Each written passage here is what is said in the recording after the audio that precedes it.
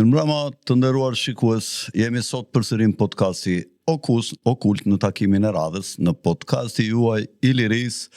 Ju kujtoj që duhet të bëni një subscribe me pak dashamirësi dhe me interes nga ana juaj, por dhe nga ana jon sigurisht, që sa e rap në YouTube-in ta kini ndër kanalet e preferuara që do t'ja u dërgoj aty YouTube emisionet tona të fundit. Falenderojmë të gjithë sponsorat e emisionit ton, të cilët vazhdimisht do dalin këtu në krah, që ofrojnë mallra dhe shërbime, të cilët ne kemi përzgjedhur midis disa emrave të tjerë si më të cilësorët dhe liderat në fushat e tyre. Mjafton që ju në atë fushë që mund të keni një interes të googloni emrin e kompanisë të tyre dhe me njerë të merrni mundësin për kontakt me ta. Gjithashtu bëjmë dije që kush kërkon të shikoj emisionet me titra, këtë mundësi e ofron dhe në gjuhën shqip YouTube. Faleminderit YouTube. Mund na ndiqni dhe në një gazetë interesante që kemi kompania jonë, që quhet okult.org në Google, jo në YouTube. Në Google shkruan okult.org dhe me njerë del gazeta jonë, e cila sigurisht që ka botime interesante dhe ndiqet shumë nga lexuesit krahas dhe podcastit tonë Okult. Jemi duke shkuar drejt 10.000 subscriberave, kur të bëjmë 10.000 dhe të gjithë ata që kanë bërë subscribe do të ndjen krenar kur ne ta festojmë këtu me një tortë kur të bëhet fix 10.000. Po vazhdojmë me temën e sotme.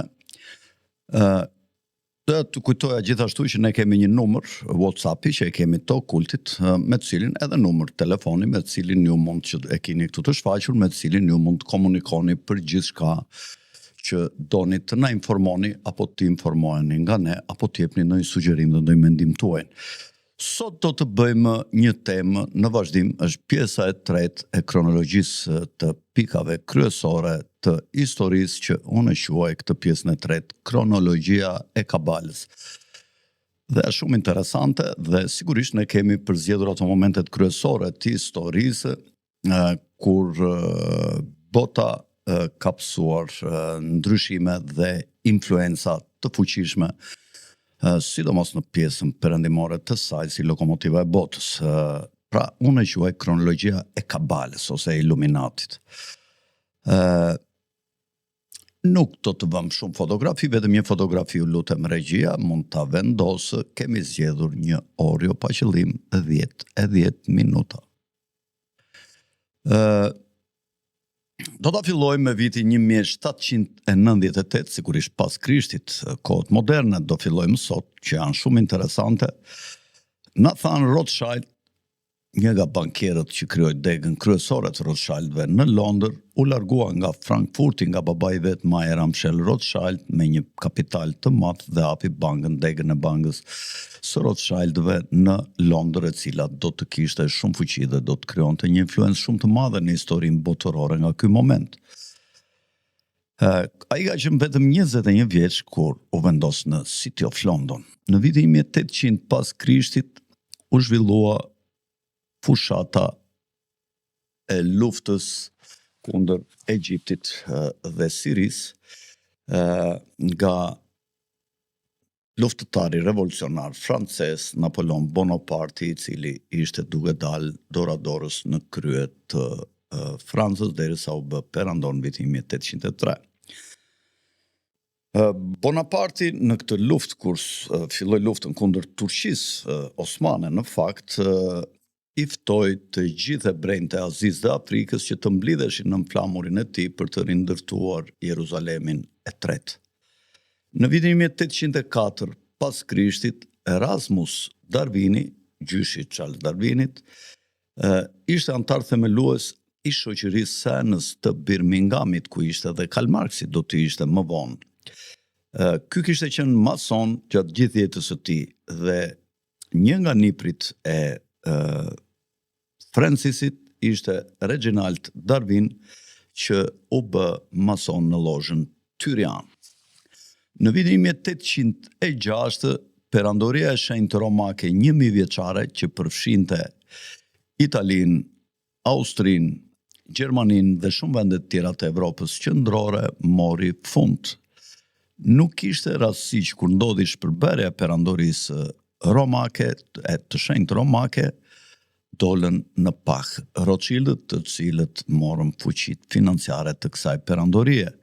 Rothschildët në fakt ishin zënës të dinastisë tjetër që kishte pasur kontrollin e financave gjatë kohës fundit të ekzistencës perandorisë romake, dhe këta ishin Oppenheimerët, ku kishte punuar babai i 5 djemve Rothschild që hapën 50 të bankëve në Evropë, siç do t'i citoj më vonë, dhe ky baba quhej Mayer Amschel Rothschildi, dhe ajo kam përmendur në një emision, në disa emisione në fakt.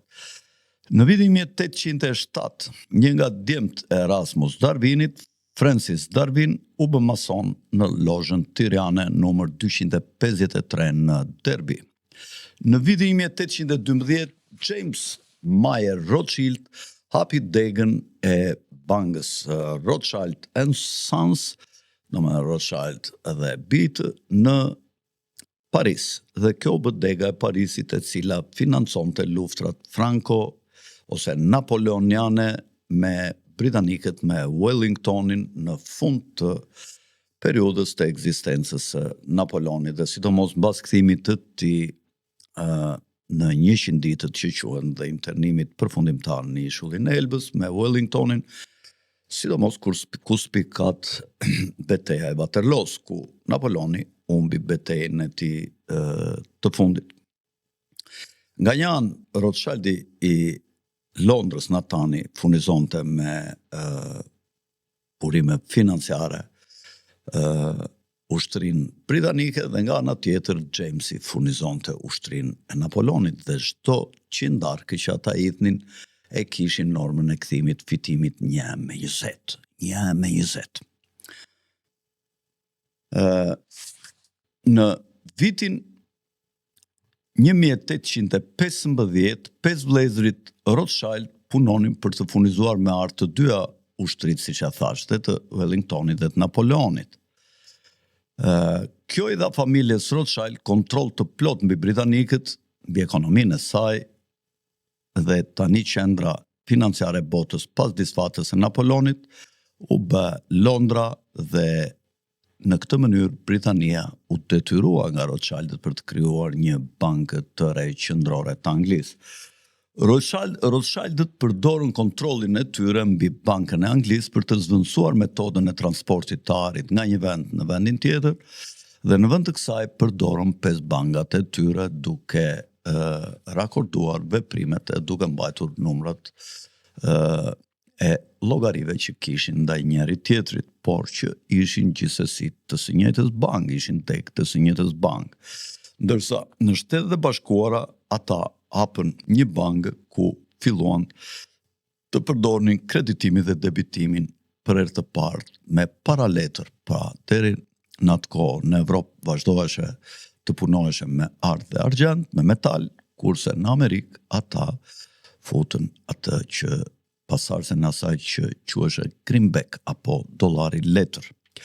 Më 1816, banka e dytë e Rothschildëve do të hapej në Shtetet e Bashkuara, dhe ju dha një statut 20 vjeçar nga ana e qeverisë së Shteteve të Bashkuara. Në vitin 1817, James Mayer de Rothschild zgjeroi perandorim bankare të familjes së tij në Paris, duke hapur de Rothschild Freres. Në vitin 1818, presidenti i dytë i Shteteve të Bashkuara, John Adams, shkroi: "Uroj vërtet Gjujshve në Jude përsëri një kombë të pavarur." Në vitin 1820 pas Krishtit, Solomon Mayer von Rothschild themeloi SM von Rothschild në Vjenë, duke hapur degën austriake të perandorisë bankare Rothschild. Pra Solomoni hapi degën në Vjenë. Në vitin 1821, Karl Mayer von Rothschild themeloi CM, po e them në shqip, jo si M, mund ta them dhe në anglisht, si M de Rothschild and Figil.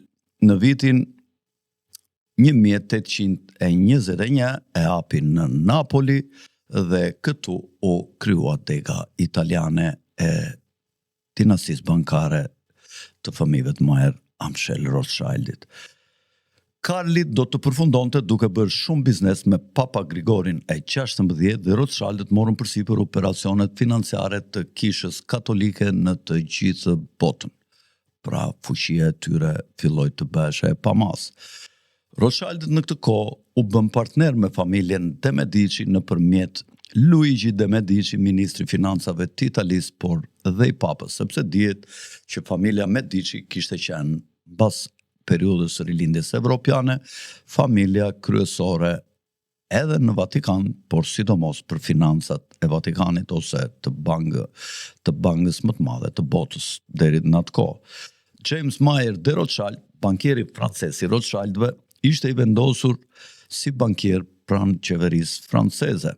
Francis i dytë, perandori fundit i shenjtë romak dhe perandori parë i Austrisë, i bëri 5 vëllezrit Rothschild baron, pra u dha titullin baron, një titull i lartë i bankierëve. Në vitin 1825, Banka Anglisë arriti të shmangte një krizë likuiditeti ku Nathan Rothschildi arriti ta furnizonte atë me art, pra vitin 1825. Kjo vërteton se Rothschildët ishin më të fuqishëm dhe më të pasur se gjithë perandoria britanike në atë kohë. Udhëheqësit jezuit zbuluan se cili mund të ketë qenë motivimi tyre përfundimtar për shpalljen e lirisë për të gjitha fetë, i cili ishte i ngjashëm me konceptin masonik të universalizmit.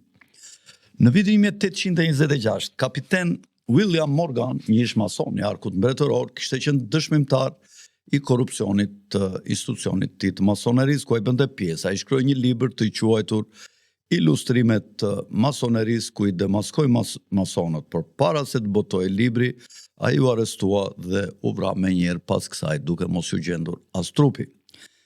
Dhe për këtë filluan shumë protesta në Shtetet e Bashkuara dhe të gjitha lozhat e masonerisë u mbyllën dhe të gjithë kishin droje të deklaronin, u kryu edhe një parti antimasonike, e cila mori shumë vota, mori mbi 30% të votave me këtë rast. Në vitin 1827, në New York u zhvilluan protesta kundër masonëve dhe të gjithë masonët ishin në një rreth dyshimi. Thurlow Weed, një politikan nga New York, u mblodhi kundërshtarët e pakënaqur nga presidenti Andrew Jackson, i cili ishte mason në partinë antimasonike, atë që u thash më përpara, të grumbulluar rreth Thurlow Weed. Në vitin 1831, Osmanët u dëbuan nga Siria e Madhe, ku përfshihej edhe Palestina,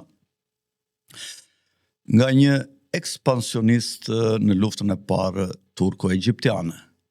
Edhe pse Britania e detyroi Muhamet Aliun, pra atë që ishte në kryet e egjiptianëve dhe që ka qenë një shqiptar, një korçar i rritur dhe kishte zhvilluar aktivitetin e vet në trikallat të Greqisë dhe me një grup shqiptarësh mori pushtetin në Egjipt dhe i shpalli luftë Turqisë, Osmanëve dhe madje filloi të timonte ata, por ndryrja e Britanisë nga frika se mos Egjipti fuqizohej shumë dhe kontrollonte më pas kanalin e Suezit, ata e ndalën hovin e tij. Levanti mbeti në fakt për një kohë të gjatë pa qeveri. Levant quhet Siria e sotme kryesisht. Dobësia deri në Palestinën fizike. Dobësia e vazhdueshme e perandorisë osmane i bëri disa perëndim të menin në konsiderat potencialin e një shteti gjuhësh në tokën e shenjtë. Një numër figurash të rëndësishme brenda qeverisë britanike mbështetën një plan të tillë, përfshirë Charles Henry Churchill, pjesë e familjes britanike shumë me ndikim, familja nga doli dhe Winston Churchilli. Në vitin 1833 u themelua urdhri okult Skull and Bones në Universitetin e Yale-it, për cilin ne kemi botuar një libër, kemi haruar ta marrim këtu që t'ju tregonim. Kjo shoqëri sekrete pëlqente të quhej thjesht urdhri ose Illuminati i universitetit, i cili ishte transferuar nga Illuminati i lindur në Ingolstadt të Gjermanisë. Në vitin 1835, Karl Marxi, themeluesi i komunizmit, ndoqi Universitetin e Bonnit, i cili ndodhej 2 orë larg nga baza e Rothschildëve në Frankfurt. Në vitin 1844, Benjamin Disraeli, një Jewish ashkenazi pra i lindjes, jo ebre, këta nuk janë ebre, një ras turke e bardh, do të bëhet 2 herë kryeministër britanik për herë të parë një kryeministër Jewish në Britani. Dhe botoi një libër që quhej Koningsbaj, ku karakterizon Nathan Rothschildin dhe thot, Rothschild është zoti dhe sunduesi i tregjeve monetare të botës dhe sigurisht zoti dhe sunduesi i gjithçka e tjetër. Ai mbante peng të ardhurat e Italisë Sugore dhe monarkët e ministrat e të gjitha vendeve i përfillnin këshillat e tij dhe udhëhiqeshin nga sugjerimet e tij. Në vitin 1844, George Bush, profesor i hebraishtes në Universitetin e New Yorkut dhe kushëri një paraardhësit presidentit Bush, botoi një libër të titulluar Lugina e vizionit ose Kockat e thara të ringjallura të Izraelit. Ai bëri thirrje duke thënë se duke ngritur ebrejt ose gjujishët më mirë në një rang dhe në një nivel me reputacion të nderuar midis kombeve të tokës. Në vitin 1845, shkolla e fabrikës e udhëhequr nga shteti filloi nga Prusia, ku kurrikula arsimore, metodat e mësimdhënies dhe të nxënit u standardizuan dhe u rregulluan sipas kërkesave të shtetit dhe qeverive. Ideja e arsimit ishte jo personale për të promovuar profesionalizmin dhe efikasitetin. Gjithashtu, në vitin 1845, Karl Marx i botoi Manifestin e Partisë Komuniste, që është një libër që prezion e kemi lexuar shumë në atë kohë, sepse dhe na detyronin në kohën e komunizmit. Është një libër i shkruar i thuktë, i shkurtër, por i shkruar me një gjuhë jashtëzakonisht të fuqishme. Në vitin 1858, Lionel de Rothschild bëhet antar i parë çifut i parlamentit britanik. Në vitin 1858 kapën dhe parlamentin britanik. Në vitin 1859, Albert Pikeu zgjodh komandanti madh sovran i jurisdiksionit jugor të rritit skoces në Shtetet e Bashkuara. Në Little Rock, pikërisht andega ka dalë dhe presidenti Bill Clinton, duhet thënë që 2 volumet të librit të tij Morali dhe Feja, Morals and Dogma, janë botuar nga shtëpia ime botuese dhe të përkthyera nga unë, dhe sigurisht është një super libër që ja u rekomandoj që ta lexoni. Ai e ngriti masonerin në fakt Albert Pikea nga një kasole e bëri një gradacel qikande dhe moderne me ritualet, me ato mënyrën, rregullat e pranimit, rregullat e dorëzimit si mason dhe me shumë gjëra të tjera. Në vitin 1861, Elifas Levi, një mason me grad 33, shkroi Chelsea i mistereve të mëdha, dhe ky ka qenë një bashkëpunëtor dhe mik i afërt i Albert Pikes, Elifas Levi. Ai do të theksonte çfarë është më absurde dhe më pa besë se sa t'ia atribuosh emrin e Luciferit, djallit, domethënë të keqes personifikuar. Luciferi intelektual është shpirti i inteligjencës dhe i dashurisë, pra e trajtonte Luciferin nga fjala luce, që do të thotë dritë, pra mbajtësi i dritës, dhe nuk i jepte kuptimin që njerëzit e zakonshëm i japin Luciferit. Në vitin 1862, Rothschildët përdorën një nga njerëzit e tyre në Amerikë, John Rockefellerin, për të formuar një biznes nafte të quajtur Standard Oil, i cili përfundimisht shkatron gjithë konkurrentët e tij në këtë fushë. Në vitin 1863 u shtua në majt kupolës në ndërtesën e Kapitolit të SBA statuja e Lirisë. Kjo përfaqëson perëndeshën e lirisë apo ishtarin apo nënën ynore të Babilonisë. Ja u kam thënë se kush është ishtari dhe cila është perëndia treshe e Babilonisë në emisionin e parë. Në vitin 1865, në një deklaratë drejtuar Kongresit, presidenti Abraham Lincoln deklaron: kam dy armiq të mëdhenj, ushtrinë jugore përpara me dhe institucionet financiare në mbrapavi, mbrapa shpine. Nga të dyja, ai që është në prapavi është armiku im më i madh. Pra, Rothschildët dhe bankerët miqtë e tyre i konsideronte armiqtë më të mëdhenj të Shtetet Bashkuara. Më vonë, më 1865, më 14 prill, presidenti Lincoln do të vritej më pak se 2 muaj para se të përfundonte lufta civile në Amerikë. Ata e vrapi një person, siç e dini, John Wilkes Booth, i cili ishte mason i gradës 33. Në vitin 1865, një piktor i shuar dhe mistik, Konstantino Brumidi, pikturoi pikturën e mrekullueshme Apoteoza e Washingtonit. Ky ka qenë Brumidi, ka qenë piktori i Vatikanit,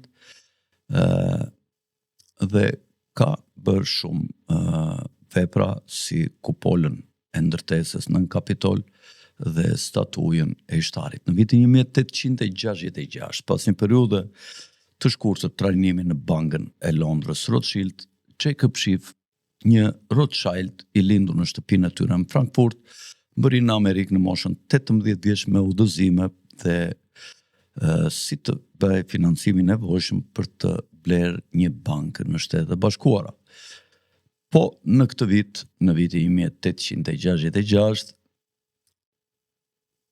udhëheqësit e def të perandorisë së padukshme ju drejtuan Nathan Bedford Forrestit, magjistari parë perandorak, për të pranuar udhëheqjen e Ku Klux Klanit. Ku Klux Klan ka qenë masonik që nga krijimi i saj dhe dihet që Ku Klux Klan mbron interesat e racës së bardhë nga racat e tjera. Në vitin 1868, Elena Blavatsky udhëtoi për në Tibet për të kërkuar racën ariane dhe origjinën e tyre në Himalaj. Ajo e mori simbolin e saj të svastikës që e përdorte Hitleri nga fet e Tibetit, i cili do të ndikonte tek Hitleri. Në vitin 1870, Standard Oil i Rockefellerëve në New Jersey kontrollonte pothuajse të gjitha aspektet e industrisë së naftës në botë, nga prodhimi te transporti dhe marketingu. Mbështetur financiarisht nga familja Rothschild e Evropës, John David Rockefeller u bë miliarderi i parë i Amerikës dhe njeriu më i pasur në botë.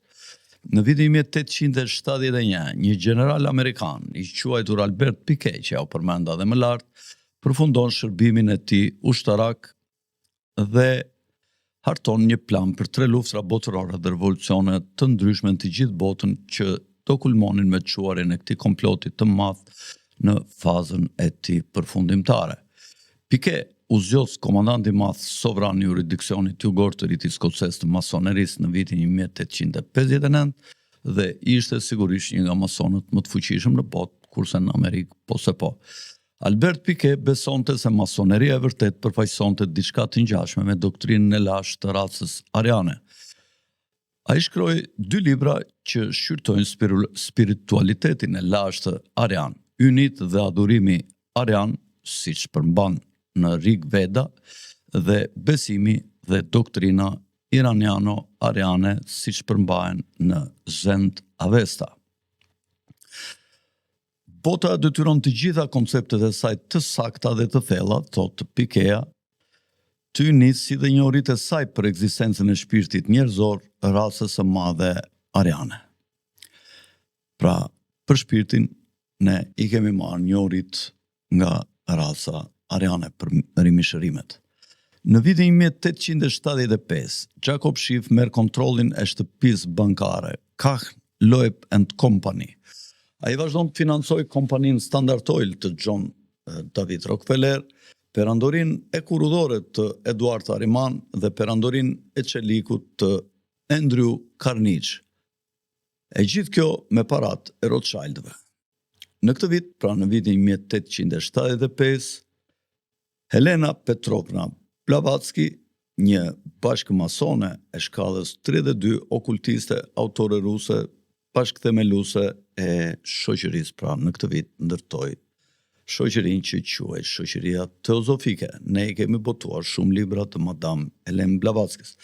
Na ka ngelur vetëm Isis Unveiled, ose Isis e zbuluar, që është një libër voluminos, por sigurisht nga rëndësia që ndron më lart doktrina sekrete, të cilin ne i kemi botuar 4 volume dhe jemi duke punuar për t'i botuar dhe 2 volumet e fundit. Sigurisht që të lexosh dhe kuptosh Madame Helen Blavatsky, duhet të mos jesh në fazën e pirjes së qumshit me biberon. Në vitin 1882, Friedrich Nietzsche botoi librin e tij Shkenca e gejve që shpall Zoti është i vdekur. Friedrich Nietzsche ishte ai që ndikoi mbi filozofinë e Adolf Hitlerit dhe ishte një idhull i tij. Hitleri ishte një vizitor i shpesh në muzeon e shtëpisë së Nietzsches në Weimar të Gjermanisë dhe përdorte shprehjet të tij si zotërinjt e tokës në librin e tij Mein Kampf, që e ka botuar e kush tjetër përveç nesh. 3 volume të Mein Kampfit i keni tek shtëpia botuese e dritës Helga Sikris. Në vitin 1886, statuja e lirisë u ndërtua dhe u vendos në New York City, e cila është një kopje njerëz për 7 mrekullive të vjetra të botës, Kolosit të Rodosit, i cili përshkruan perëndin e diellit, Helios. Gjithashtu përshkruan njëkohësisht ose nënkupton perëndeshën e lirisë ose Ishtarin, duke bërë statujën si mashkull ashtu edhe femër, pra hermafrodit quhen këta. Në vitin 1888, Helena Blavatsky në librin e saj Doktrina sekrete lavdëron Luciferin. Luciferi, thot ajo, përfaqëson jetën, mendimin, progresin, qytetërimin, lirinë, pavarësinë. Luciferi është logosi, gjarpri shpëtimtari. Është Satani ai që është zoti i planetit ton dhe i vetmi zot, thot Madame Helena Blavatsky. Virgjëresha qiellore, e cila kështu bëhet nëna e perëndive dhe e djajve në të njëjtën kohë, sepse ajo është hynia gjithmonë e dashur dhe bamirëse, por në antikitet dhe në realitet emri i kësaj virgjëreshe është Lucifer ose Luciferius. Në vitin 1889, më 4 qershor, Albert Piquet u shkroi një letër këshillave supreme të Illuminatit, pra 1889, pak para se të vdiste. Juve, instruktorëve të mëdhenj sovran të përgjithshëm, ju themi këta, që ta përsërisni të vëllezërit e shkallëve 32, 31 dhe 30. Feja masonike duhet të ruhet nga të gjithë ne, të iniciuarit e shkallëve të larta, në pastërtinë e doktrinës luciferiane. Nëse Luciferi nuk do të ishte Zot, a do të kulmonte Adonai, domethënë Jezusi, do të përapeshin deklarata të reme dhe të dëmshme rreth tij. Po, thot ky, Luciferi është Zot. Familja e Vladimir Ilich Leninit në vitin 1889 u zhvendos në qytetin e Samarës, ku Lenini u bashkua rreth diskutimit socialist të Aleksej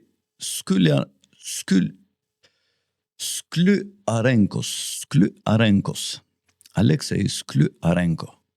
Lenini e përqafoi plotësisht marksizmin dhe prodhoi një përkthim në rusisht të broshurës politike të Marksit dhe Friedrich Engelsit të vitit 1848, manifesti komunist, pra e përktheu në rusisht. Rrethit i iniciuarve u themeluan vitin 1891 nga Cecil Rhodes. Në vitin 1891, pra, Cecil Rhodes është një antar i njohur i kultit satanik, i cili ka ndihmuar në hapjen e rrugës të vendosjes së rendit të ri botëror. Në vitin 1891, William Goodyear, një arkeolog, historian arti dhe kurator muzeu i njohur amerikan, dhe djali Charles Goodyearit ishte I bindur se simboli I svastikës në fakt Charles Goodyear është ai që prodhon gomat Goodyear, domethënë e dini për kë bëhet fjalë. Ishte I bindur se simboli I svastikës në fakt e kishte origjinë midis popujve para-arian që jetonin në Evropën e lashtë. Sipas tezës së tij, arianët migruan në Evropë nga India.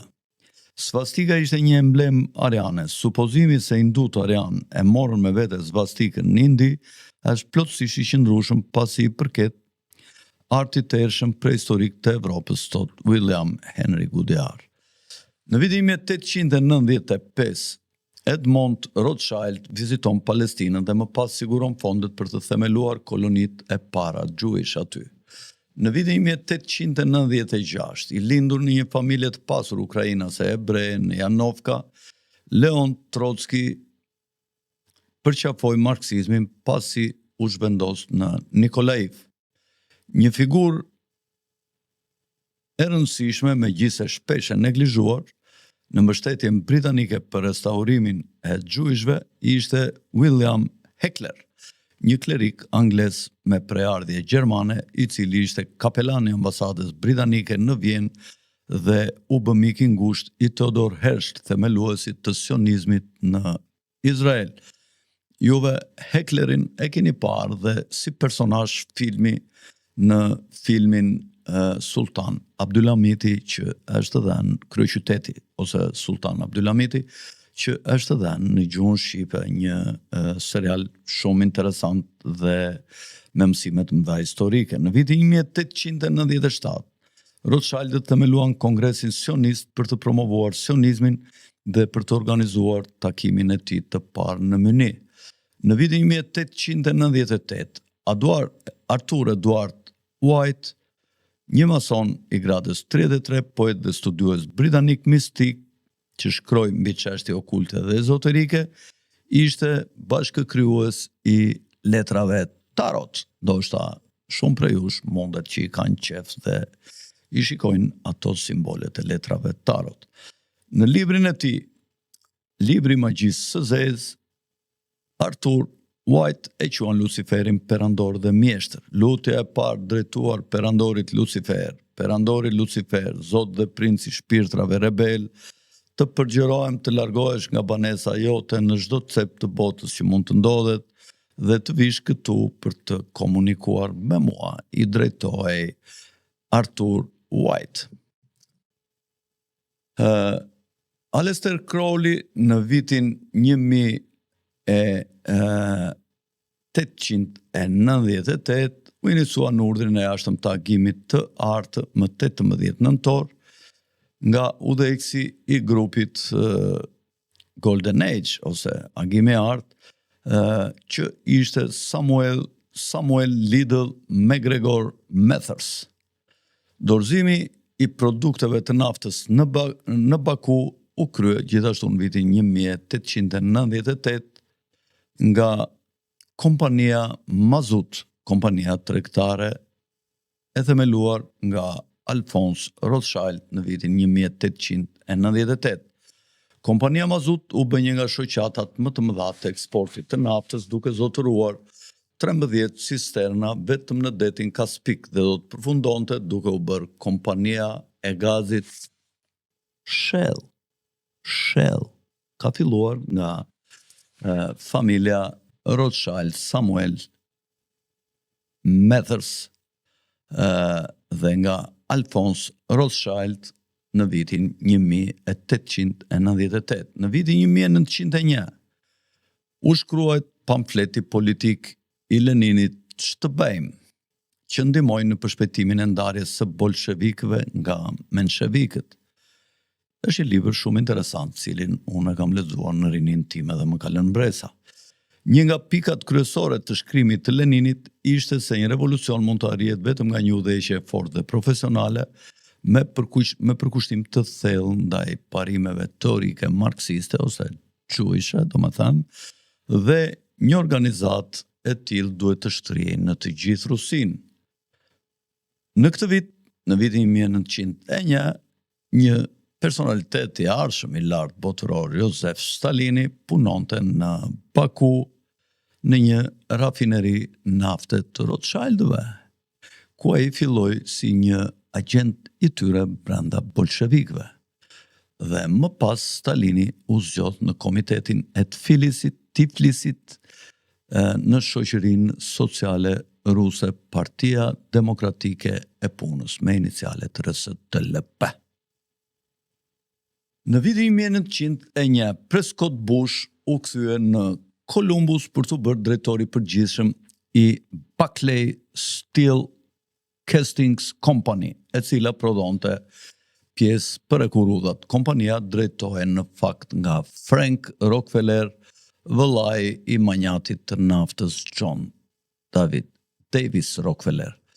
Dhe midis klientëve të saj ishin dhe ekurudat e kontrolluara nga Edward Haverel Ariman, të cilët kanë qenë njerëz shumë të rëndësishëm që ndihmuan ardhjen e bolshevikëve në pushtet, dhe vajti i njëri prej vëllezërve Hariman dhe ambasadori i parë në kohën pa vdekur Lenini i Shteteve të Bashkuara, ku u interesua që të merrnin aluminin e Rusisë, i cili u dha një fitim për një periudhë shumë të shkurtër, një fitim shumë të madh që justifikuan të gjitha ndihmat që ata kishin dhënë për sjelljen në pushtet partinë bolshevike.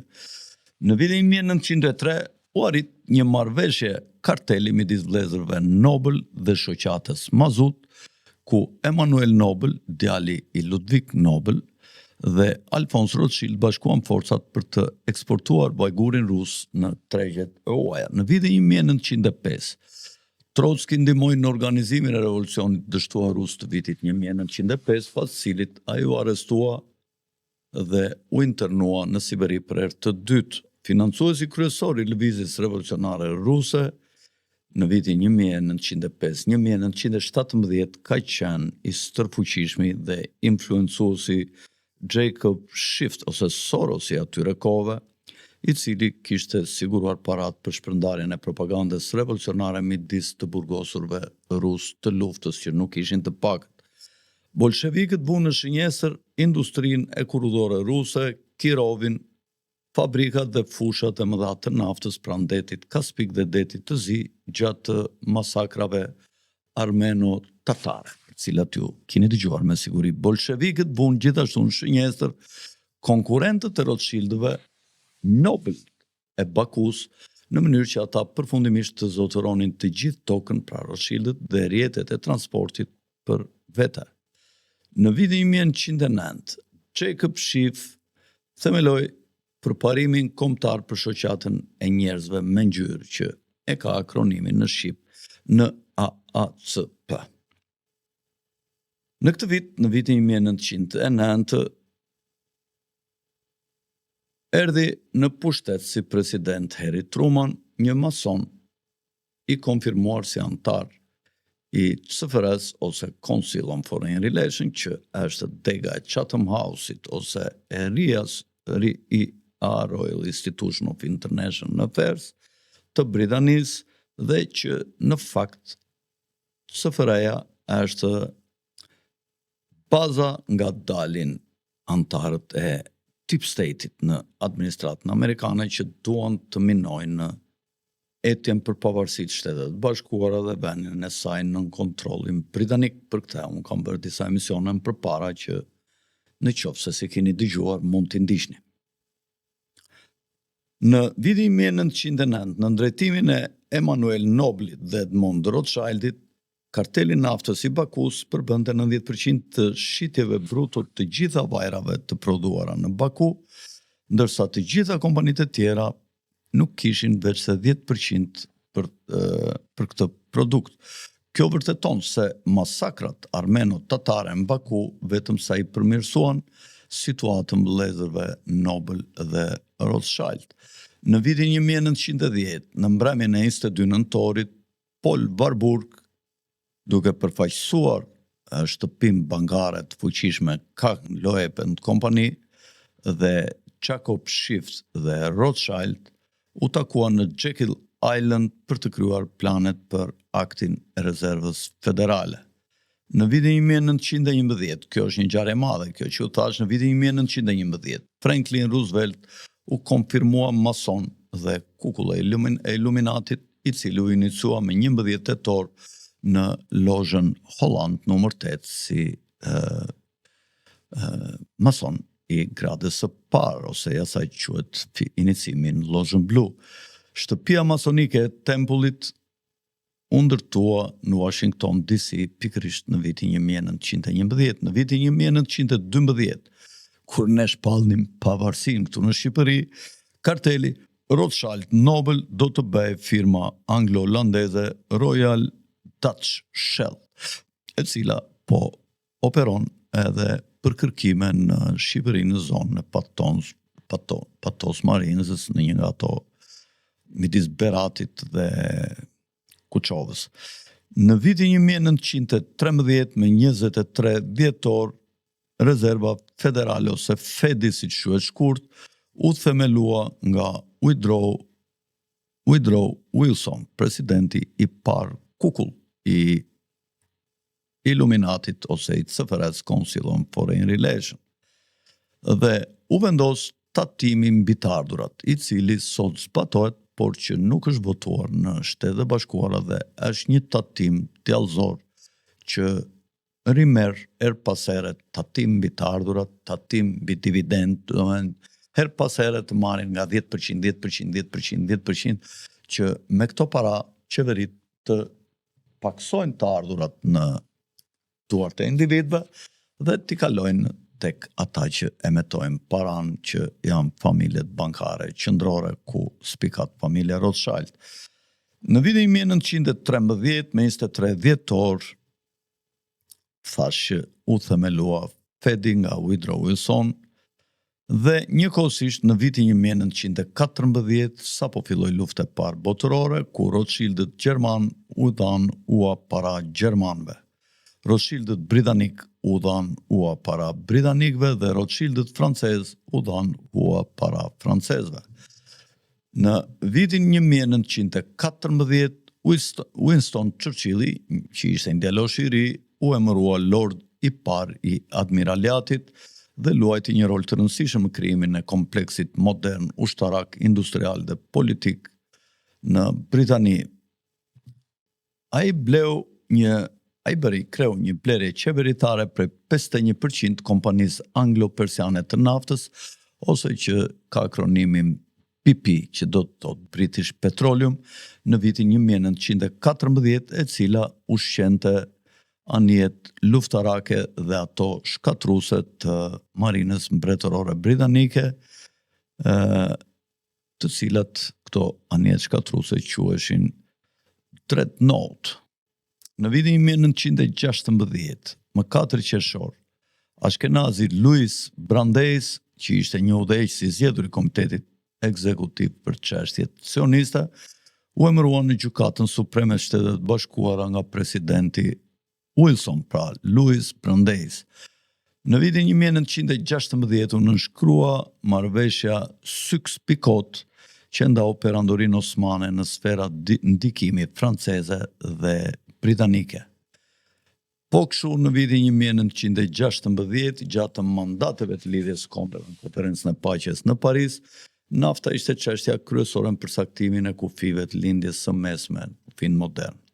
Në vitin 1917, sekretari i jashtëm britanik Arthur Balfour hartoi një letër e cila njihet zakonisht deklarata Balfour, edhe që vendosi për krijimin e shtetit të Izraelit, por që fillimin e saj kjo letër e ka i dashur Lordi Rothschild dhe shpjegon arsyet se si perandoria mbretërore britanike do të mbështeste idenë e krijimit të Izraelit dhe të agjendës sioniste. Në vitin 1918, familja perandorake ruse Romanov u qellua dhe u godit me bajoneta për vdekje nga revolucionarët bolshevik në komandën e gjujshit Jakov Jurovski në Jekaterinburg. Është një ngjarje jashtëzakonisht tragjike për këtë familje që i kishte dhënë aq shumë Rusisë dhe që u shkatrua nga gjujshët. Këtë përpjekje po bëjnë dashi për të shkatruar dhe Putinin, i cili nuk është çudi ndoshta që një ditë të ketë të njëjtin fat i goditur prej tyre, ose ndonjë njeri që u shërben atyre. Trupat e Romanovëve u quan në pyllin Koptyaki, ku u zhveshën, u varosën dhe u gjymtyuan me granata dhe u dogjën me karburant për të parandaluar identifikimin e tyre. Një masakër e jashtëzakonshme, 4 fëmijë, 3 vajzat dhe çifti cari me careshën dhe djali i tyre 14 vjeçar. Një masakër shumë e madhe. Në vitin 1918, 4 gjuhësh kabalist, Marksi, Engelsi, Lenini dhe Trotski, ndihmuan në shkatërimin e Rusisë së krishterë të carëve dhe zvendësuan ata me një komunizëm ateist në të cilin do të vriteshin 66 milion të krishterë rusë të dënuar me vdekje në gulagët e drejtuar nga Çeka, e cila drejtohej nga gjuhëshët rusë. Numri përgjithshëm i viktimave ushtarake dhe civile në luftën e parë botërore arriti në rreth 40 milion, pra të vrarë në luftë. Por, do më thënë nga lufta, por jo vetëm ushtarak, por dhe civil. Në vitin 1919, u mbajt konferenca e paqes në Versailles për të vendosur dëmshpërblimet që gjermanët duhet të paguanin fituesve pas përfundimit të luftës së parë botërore dhe ku një delegacion prej 117 sionistësh i kryesuar nga Bernard Baruch solli në vëmendje temën e krimit të Palestinës për ta. Mikprisi konferencës së paqes në Versailles ishte baroni Edmond de Rothschild. Konferenca e paqes e Versailles u përdor gjithashtu si një përpjekje nga Rothschildët për të ngritur një qeveri botërore të quajtur Lidhja e Kombeve. Në vitin 1921, me urdhër të Jacob Schiff, u krua Këshilli për marrëdhënie me jashtë ose CFR, i cili u themelua nga gjuhëshët ashkenazin si Bernard Baruch dhe koloneli Eduard Mendel Haus, i cili ishte në fakt sozia ose eminenca gri e atij që ne i kemi vënë një monument të madh në qendër të Tiranës, aty ku quhet sheshi Wilson, pra presidentit Wilson. Në vitin 1922, detyra e parë e CFR-s, Council on Foreign Relations, Këshilli për marrëdhënie me jashtë, ishte të merrte kontrollin e shtypit. Kjo detyrë ju dha John Rockefellerit, që krijoi një numër revistash kombëtare me lajme të tilla si Life dhe Time. Winston Churchill, kryeministri anglis, masoni konfirmuar dhe druid, i deklaroi shtypit të Londrës në vitin 1922 që nga ditët e Spartacus Weishaupt, Karl Marxit, Trotskit, Bela Kunit, Rosa Luxemburgut dhe Emma Goldmanit, ky konspiracion botëror ka qenë në rritje të vazhdueshme. Ky konspiracion luajti një rol të dallueshëm në tragjedinë e revolucionit francez.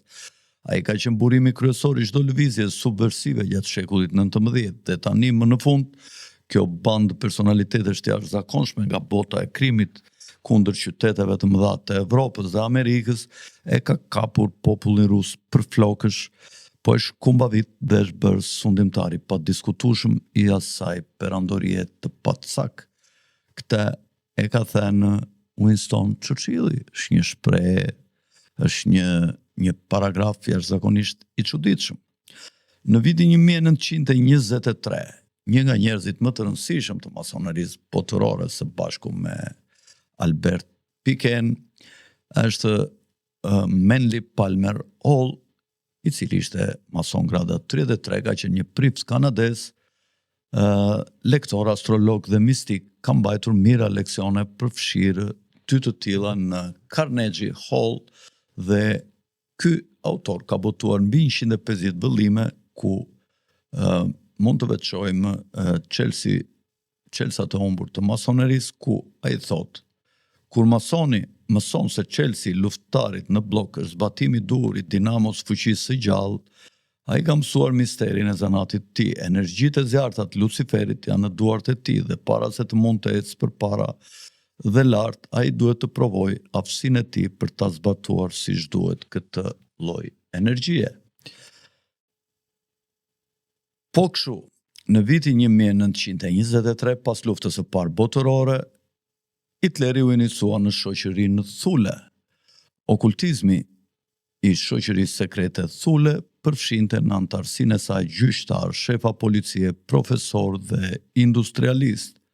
Mendohet që Thulja ka qenë një kontinent i cili është zhdukur pas përmbytjes së madhe dhe mendohet që në Thule jetonte raca hiperboreane, të cilën Madame Elena Blavatsky e quan racë të nivelit të 4, kurse racën ekzistuese tona e quante racë 5 dhe theksonte që do të ketë dhe 2 raca të tjera. Mjeshtri i tempullit shoqërisë thule ka qenë okultisti Dietrich Eckart. Ai e stërviti Hitlerin në shumë nga mësimet sekrete të feve të lashta misterioze dhe ju tha pasardhësve të tij, para se të vdiste, dëgjoni këtu, ndiqni Hitlerin. Ai do të kërcej, por jam unë ai që kam thurur melodinë e kësaj valle. E kam iniciuar unë Hitlerin në doktrinën sekrete, i kam hapur qendrat e vizionit dhe i kam dhënë mjetet për të komunikuar me fuqitë e fuqive. Mos vajtoni për mua, sepse unë kam ndikuar në histori më shumë se çdo gjerman tjetër duke zgjedhur Hitlerin. Këta e ka thënë në vitin 1923, ndërsa ishte duke vdekur. Në vitin 1925, Hitleri, pasi kishte pranuar shumë nga idetë e Madame Elena Blavatsky, pranoi syrin e tretë dhe madje besoi në shpjegimin e Blavatskit për origjinën e tij të lashtë nga Atlantida tek arianët. E gjithë kultura, do të shkruante në Mein Kampf Hitleri, e gjithë kultura njerëzore, të gjitha rezultatet e artit, shkencës dhe teknologjisë që shohim para nesh sot janë pothuajse ekskluzivisht produkt krijues i arianit. Vetëm ai ishte themeluesi i gjithë njerëzimit lashtë, ai është Prometeu i njerëzimit, nga balli ndritshëm i të cilit ka lindur shkëndija hyjnore e genialitetit në të gjitha kohrat. Në vitin 1928, Manly Palmer Hall, që u përmenda dhe më lart, në një nga vëllimet e tij, mësimi sekret i të gjitha epokave, ka theksuar, duke folur për Luciferin, se ai është si një shpirt i madh, tipika. Me anë të kësaj premtoi shpirtit të madh, Lucifer, princi të demonëve, se çdo vit do t'i sjellë një shpirt njerëzor për të bërë çfarë të dojë, dhe në këmbim Lucifer premton të më dhurojë thesaret e tokës dhe të përmbush çdo dëshirë timen për gjatësinë e jetës sime natyrore. Nëse nuk i sjell atij çdo vit ofertën e specifikuar më sipër, atë erë shpirti im do t'i konfiskohet atij. Pra këtu bëhet fjalë për rituale satanike që është edhe vrasja e njerëzve për Luciferin për herë të parë.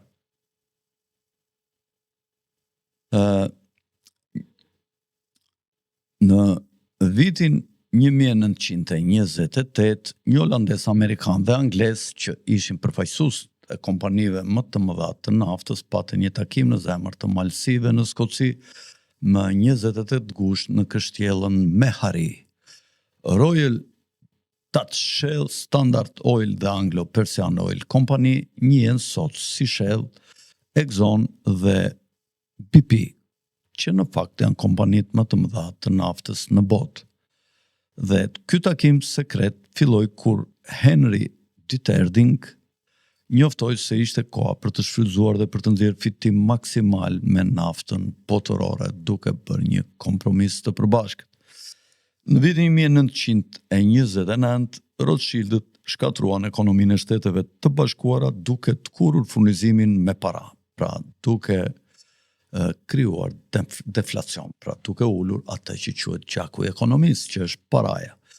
Pra, kriza që njihet e vitit 1928 në Shtetet e Bashkuara nuk ishte gjë tjetër veç se një krizë artificiale nga deflacioni i shkaktuar me qëllim nga familja Rothschild. Prania e Winston Churchillit në bursën e New Yorkut të njëjtën e zezë 24 tetor 29 nuk kishte një rastësi. Mirë, mendoj ta lëm këtu dhe të fillojmë më pas në një emision tjetër me vitin 1930 dhe në ditët e sotme se çfarë ka ndodhur dhe që unë i kam zgjedhur në atë emisionin që e quaj Gurët Kilometrik të historisë. Duke ju rikujtuar edhe një herë të bëni subscribe kanalin ton në YouTube Okult. Po e mbyllim këtë emision të sotëm që besoj që do t'ju ngjall kërshëri. Nga unë Alfred Sako, natën e mirë dhe miropafshim. Tung tung.